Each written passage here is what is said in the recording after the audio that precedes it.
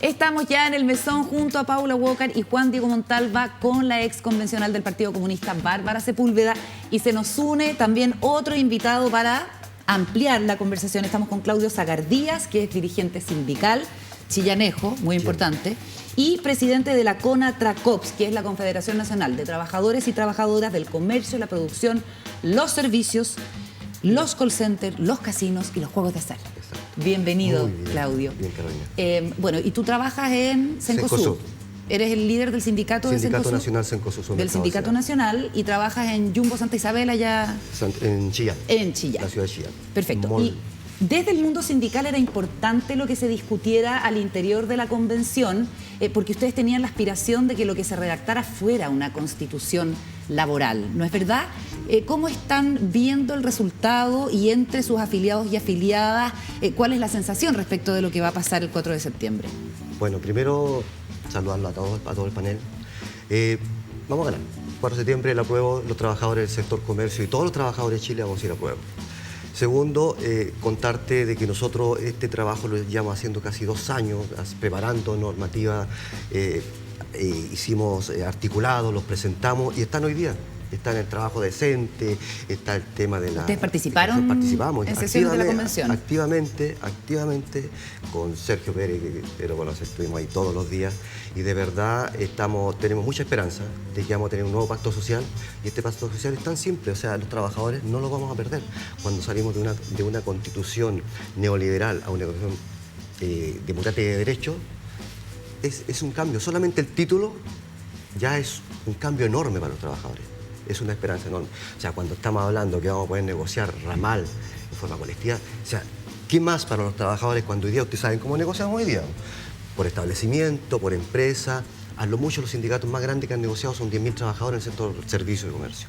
Por lo tanto, hoy día podemos tener la posibilidad de negociar a nivel nacional, ¿ya?, con todos los trabajadores. Imagínate una negociación con todos los trabajadores del sector comercio, donde de una vez por todas podamos hablar de tú a tú. No queremos pelear, queremos conversar, queremos que haya un pacto social distinto. Y disminuir las asimetrías. Claro, donde trabajadores y empresarios, ¿ya?, y gobierno o Estado nos pongamos de acuerdo y avancemos. Y avancemos a un estado donde seamos todos felices. Ya nos vas a contar, Claudio, cómo ha sido la recepción o las conversaciones que han tenido con los empleadores, que evidentemente también deben tener algo que decir, y cómo se ha dado ese clima, ¿no? Pero espérame un poco, porque a ver si conversamos también con Bárbara respecto de la idea de esta constitución laboral. ¿Tú estuviste en la tramitación de normas que favorecen a los trabajadores y las trabajadoras? Yo no fui parte de la Comisión de Derechos Fundamentales, pero estuve en todas las reuniones para la presentación de esas normas. Recogimos normas de iniciativas populares, pero también las que llevaban las organizaciones sindicales, de mujeres trabajadoras y de también los sindicatos del área del comercio y de los servicios. Además de las cosas que adelanta, no solamente se trata de negociación ramal, titularidad sindical, que son demandas históricas para el mundo de los trabajadores y las trabajadoras, sino que hoy día también hay una norma que es muy bonita, que también nos pone en un estándar bastante mayor, más similar a cómo funciona en el primer mundo, y que es la participación de los trabajadores y las trabajadoras en las decisiones de la empresa a través de sus organismos sindicales. Entonces es la organización sindical la que se ve relevada, precisamente... O sea, la presencia de un trabajador o trabajadora en los directorios con derecho a voz y voto, por ejemplo. Por supuesto, participación en las decisiones a través de sus órganos sindicales. Entonces los trabajadores también van a poder ver reflejada en esa construcción colectiva que se aspira a tener en las empresas, eliminando, ¿cierto?, esta idea de una horizontalidad más mentirosa, diría yo, como se ha planteado hoy día, que son los nuevos modelos de negocio, sino más bien derechamente. Sí, los trabajadores y trabajadoras pueden tener voz y voto en las decisiones que va a tomar una empresa, ahí todas y todos ganan. ¿Bárbara? Bueno, buenas noches y bienvenidos. Lo mismo, Claudio. Quería aprovechar que está Claudio para ir como contándole a las personas que nos escuchan. Cuando Bárbara dice lo de poder tener mayor participación de trabajadores y trabajadoras en los espacios donde se toman decisiones en las empresas, probablemente pocas empresas chilenas tienen eso, ¿no? En el caso de la empresa donde usted trabaja, ¿cómo es esa relación, ¿no?, entre los trabajadores y las trabajadoras con los espacios con el de espacio toma de más- decisiones. De toma de decisiones y con los dueños o dueñas de las empresas. Te comento, trate de ser lo más breve posible. Eso no existe. Hoy no existe. Los espacios de decisión son de los empresarios, específicamente estoy hablando de Cencosud, Ripley, Falabella y todas las grandes tiendas. No existe hoy día. Y qué bueno podría ser que esto existiera para cuando se cierra un local, cuando se cierran. De hecho, nos acaba de pasar en Concepción, nos va a pasar prontamente en Chillán, se cierra un local, sean 100 Que trabajadores. cerraron locales de supermercados. Claro, se cierran y se van para la casa. ¿Y por qué cierran? Porque, ¿Por falta de demanda? porque no llegan a acuerdos en los arriendos. Mil cosas. ¿Por qué no estar ahí en esos directorios, en eso donde se toma la decisión y poder hacer una reconversión? ¿Ah? Y sabemos que en un año más o 2 años más va a haber ese cambio. Bueno, empecemos a reconvertir. Empezamos a ver cómo esa gente, si sale se va a tener que ir para la casa, cómo la mandamos preparada en otra actividad. Que eso hoy día no ocurre. Eso no ocurre. Eso Es que no el ocurre. argumento en contra ahí es, yo soy el propietario de una empresa, Exacto. yo hago la inversión, esto es un capital mío, es propiedad mía, yo contrato gente, ¿por qué me voy a convertir en rehén? Lo estoy extremando el argumento, pero también se ha escuchado. ¿Por qué me voy a convertir en rehén de lo que puedan decidir eventualmente los trabajadores en el directorio? Créeme, Carolina, que no se van a transformar en rehenes. Vamos a buscar soluciones, porque nosotros no queremos matar las empresas. Nosotros queremos seguir trabajando con las empresas, seguir produciendo. ¿Ya? O sea, hoy día tú ves empresas que acaban de ingresar a Estados Unidos. Imagínate la competencia de nuestras empresas chilenas.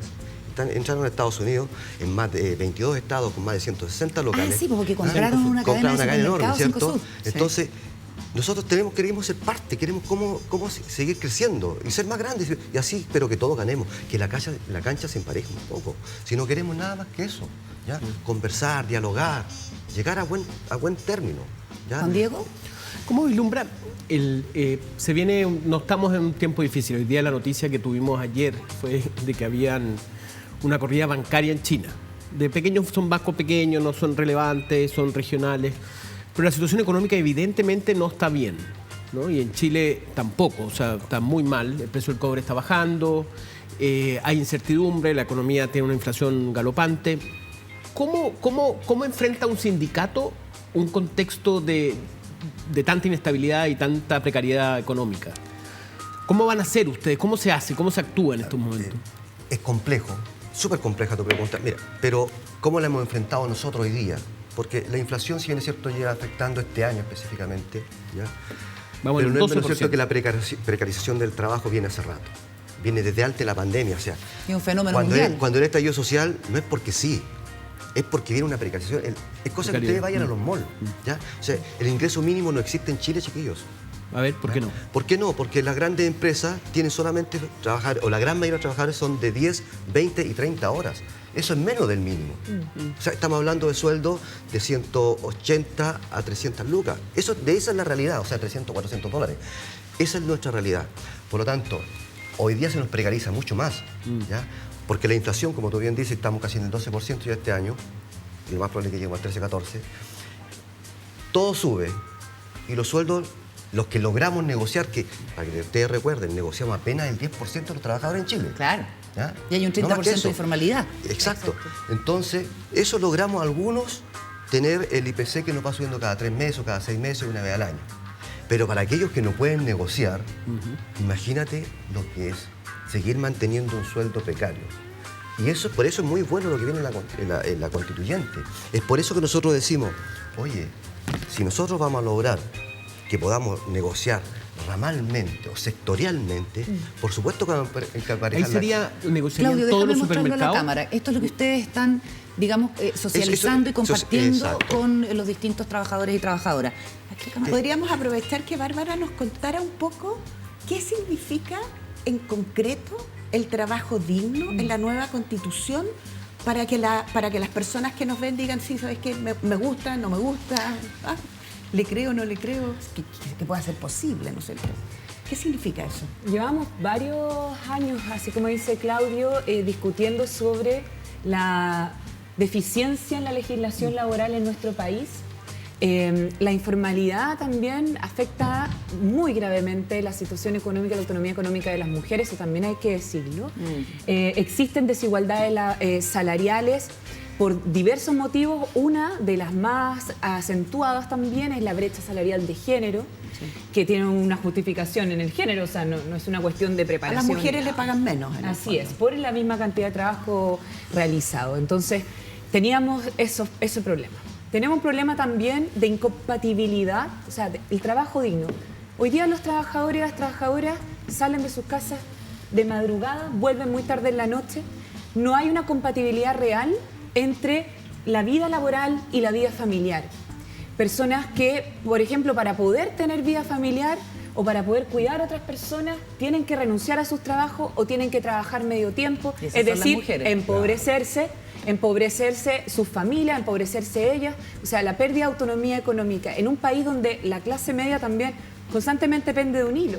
O sea, uno pasa de tener una estabilidad económica y luego una enfermedad grave, inmediatamente queda rayando la pobreza. O sea, aquí hay una situación, y a mí me parece que llevamos arrastrando un código laboral que no se ha actualizado a los tiempos, que incluso cuando se intentó mejorar, por ejemplo, con la brecha salarial, el año 2009 se dictó una ley para compensar y corregir La la brecha. desigualdad de género en los salarios. Letra muerta. Desde el año 2009. Ese es el diagnóstico, Bárbara. Vamos a lo que te pregunta la Paula. ¿De qué manera en este texto se asegura el trabajo digno con perspectiva de género, podría decirlo Sí. también? Bueno, lo primero es que el trabajo es un derecho, a diferencia de la Constitución del 80, que solo existía como una libertad, ¿cierto? Esa libertad que tengo yo de poder optar dónde trabajar, una libertad entre comillas, ¿cierto? Libertinaje. Sí. Esa Perdona, libertad Bárbara, ¿qué significa que el trabajo sea un derecho? significa En que términos prácticos, disculpa que te interrumpa. a todas las personas se les reconoce que trabajar es parte de la realización de la vida y que además tenemos derecho a tener ese trabajo, ese sustento económico. Y en ese sentido, las políticas públicas, obviamente, cambian, ¿cierto? Una vez que pasa de ser una simple libertad individual a una política de Estado. O sea, tenemos que fomentar el trabajo, tenemos que crear trabajo, tenemos que fomentar que el sector privado cree trabajo. O sea, eso cambia, ahí es un cambio de paradigma, de una libertad a un derecho. Eso es lo primero. Luego, la negociación sindical, ramal, la huelga como derecho, la posibilidad de que los trabajadores y trabajadoras Pero la huelga es participen. un derecho actualmente. Explícanos, Pero claro, explícanos pero de es un- ramal el punto, Eso. ¿Qué significa? gente que no En el entiende caso lo de él, que es. sería que todos los supermercados de Unimark, Ramal no solamente en el tipo de empresa, ramal en el tipo de área de la producción. Exacto. por ejemplo, Entonces sería, por ejemplo, el Reponedores, comercio, los reponedores. servicios. O sea, dependiendo de la rama, podría ser la ganadería, la agricultura. minería. O sea, La minería. ¿y son quién ramas. define la rama?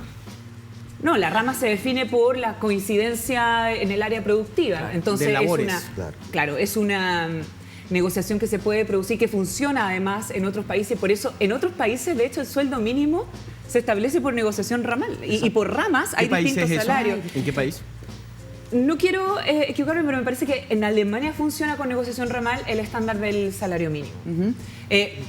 Creo que en Chile hay un avance gigantesco al tener hoy día la posibilidad de que tengamos negociación ramal, pero además el derecho a huelga, al que tanto le temen algunos sectores, porque yo me he encontrado en paneles con exconvencionales que me dicen, pero ¿cómo vamos a tener derecho a huelga? O sea, van a ir a huelga por todo. Y uno dice, bueno, Sí, ese es como el terror, ¿no? sí, Sí, le gran tienen terror del terror sector privado. a que los A todo. trabajadores Todos en huelga. utilicen herramientas legales para exigir sus derechos. Porque lo que establece la ley es que anualmente hay una ventana de negociación colectiva y es en esa ventana, entiendo, ustedes me corrigen, en que se puede paralizar legalmente, ¿o no? Pero también, perdón, No, Claudia, a ver. es que hoy día la negociación colectiva está sujeta a lo que dice el Código Laboral, ¿ya? Y está sujeta a cada 2, cada 3 o cada 4 años, ¿ya? Y la huelga está todavía normada, ¿ya? Porque están los servicios mínimos, donde al final hacer una huelga es ir a la muerte. En una negociación ramal, primero que todo, que quede claro, de hecho el nuevo Texto. texto de la Constitución, cuando se habla de la huelga, si bien es cierto, va a quedar en el texto, pero también después viene el legislador, quién va a colocar Los términos. los términos, cómo va a avanzar, cómo va a quedar. Entonces, esos fake news que le llaman, esas mentiras que salen, de verdad que son mentiras, porque no es que nosotros vamos a tomarnos el país por hacer una negociación ramal. Si es cosa, no hay para qué ir tan lejos, no hay para qué ir a Europa. Miremos a Argentina. A ver. FAESIS, Federación Nacional de Trabajadores de Comercio, negocian una vez al año y eso es ramal. Y después cada sindicato va negociando sus cosas. ¿Qué es lo que se negocia, para que sepan? Las cosas mínimas, los estándares mínimos. ¿Qué cosas? Sueldos base, los bonos, los aguinaldos. Eso es. No es que vamos a tomarlo al país. Y después cada sindicato, por su empresa, por su establecimiento, como sea, van negociando y van avanzando. Pero hay que colocar un mínimo. O sea, no puede ser que hoy día en Chile negociemos un 10% de los trabajadores y el otro 90% tienen que mirar siempre para la carnicería. ¿Por qué es tan importante para ustedes los ramal? Es importante porque podemos emparejar la cancha. Son más, pero aumenta el poder de la fuerza de fuerza. Claro, y así con eso entra también el gobierno, el Estado, los empleadores y los trabajadores y se hace una cosa más amplia, ¿ah? Algo Paula. que más estable. Sí, yo tengo una pregunta para los dos, porque sabemos que un nuevo texto constitucional lo que hace es barajar de nuevo el poder e intenta, y ojalá resulte, por cierto, es repartir el poder de una manera distinta a como estaba repartido en la Constitución del 80, que ya sabemos cómo era. Yo les quiero preguntar, cada cual en su ambiente, ¿no es cierto? Pero ¿cómo ven ustedes que las personas reciben el texto? ¿Cómo han visto que en la medida que las personas van apropiándose o conociendo el texto, ¿cómo perciben ustedes que es recibido este nuevo texto como propuesta para votar apruebo o rechazo? Bárbara, primero la Bárbara y después Claudia. Bien, yo he estado además en una campaña por informar, desmentir fake news. Eso ha sido agotador, tengo que asumirlo, porque cuesta muchas veces mostrar, por ejemplo, estos tremendos avances que contempla la nueva Constitución, porque están constantemente respondiendo: Bárbara, aclárame, ¿me van a quitar o no van a quitar mi casa? ¿Vamos a ser o no vamos a ser dueños de pensiones? O sea, bueno, tenemos mucho que hablar todavía laboral porque el sistema de seguridad social es un tremendo avance también. Pero ese tipo de cuestiones a mí me preocupa la campaña de desinformación, y he visto que en los últimos días los medios de comunicación masivos, varios programas de televisión y varios periodistas han asumido un rol para informar y para desbaratar fake news. Ese fact-checking que están haciendo algunos medios me parece que es clave. Creo que por fin entendemos que hay un rol de la comunicación y del periodismo que puede facilitar a la gente acceder al texto e informarse de primera fuente. Yo creo que eso es lo mínimo. Y ahora, por supuesto que yo me relaciono con muchas organizaciones sociales, con varios sindicatos también, muchas que son de mi distrito, pero el texto tiene una buena recepción una vez que se da a conocer, que la gente lo lee. Y se alegra y se emociona. Hay gente que se emociona y dice: la Constitución es hermosa, es bonita. Bueno, yo creo que hay partes bien poéticas de la Constitución. Quizás no son las partes a las que yo contribuí escribiendo, porque también mi mano de abogada también me pesó harto. El sistema político quedó bien cuadrado, técnico, estructurado. Tuvimos que hacer modificaciones de lenguaje, etcétera. Pero yo siento orgullo porque lo que entregamos es un texto que representa, por ejemplo, esta demanda histórica de los trabajadores de nuestro país. Y ante el miedo, por ejemplo, de la gente que dice derecho a huelga, me da miedo, van a ir a huelga por todo, y yo digo: mira, si tú por fin dejas participar a los trabajadores en las decisiones que se van tomando, difícilmente vas a tener a los trabajadores descontentos haciendo huelga. Entonces hoy día la huelga es el pan de cada día, porque efectivamente hay injusticias laborales y el Código Laboral no del ancho. Y cuando se ha tratado de modificar las leyes laborales, han rebotado contra la inconstitucionalidad de la Constitución del 80, que ni siquiera consagra el trabajo como un derecho. Eso. Oye, se nos acaba el tiempo, Claudio. Yo sé que tú quieres ahí pasar un dato, pero quisiera que me contaras también, a propósito de lo que decía la Bárbara. Hay leyes que se están tramitando y en las cuales ustedes están interesados: la reducción de la jornada laboral a 40 horas semanales y el cierre, en el caso de los comercios, los servicios, a las 7 de la tarde, algo que empezamos a experimentar a partir del estallido, con los problemas de violencia y las dificultades de las personas para llegar a la casa específicamente, y los malls empezaron a funcionar con horarios más acotados. Claro. ¿Cómo ven esa posibilidad? Primero quiero decirte que no lo dije al principio, nosotros pertenecemos a UTD. UTD, Ah, sí, Unidad de Trabajo Digno, Unidad de comercio, Trabajo retail, Digno. supermercado, call center, casinos, juegos de azar, clínicas privadas, servicios postales, telecomunicación y televisión, recolectores de residuos, domiciliarios, transporte de valores, trabajadores básicos. Perfecto. Es- Todo quería eso decirlo, está en la ¿Cuánto UTD. Somos casi afiliados 200.000 tienen? trabajadores. 200.000. 200.000 trabajadores a nivel nacional que estamos participando en este articulado que hoy día estamos felices. Unión de Trabajo Digno. Unión de Trabajo Digno, que son estas organizaciones que participamos justamente para poder llegar a este articulado. Ok. En lo que tú nos dices, al grano, 40 horas hoy día, bueno, nosotros fuimos parte desde el inicio y hoy día somos parte de la coordinadora. Estamos hoy día en un proceso del gobierno que está tomando nuevamente una mesa técnica, que no podemos estar de acuerdo o no de acuerdo, pero está ahí el proyecto, está durmiendo todavía en el Senado. Ese es el tema 40.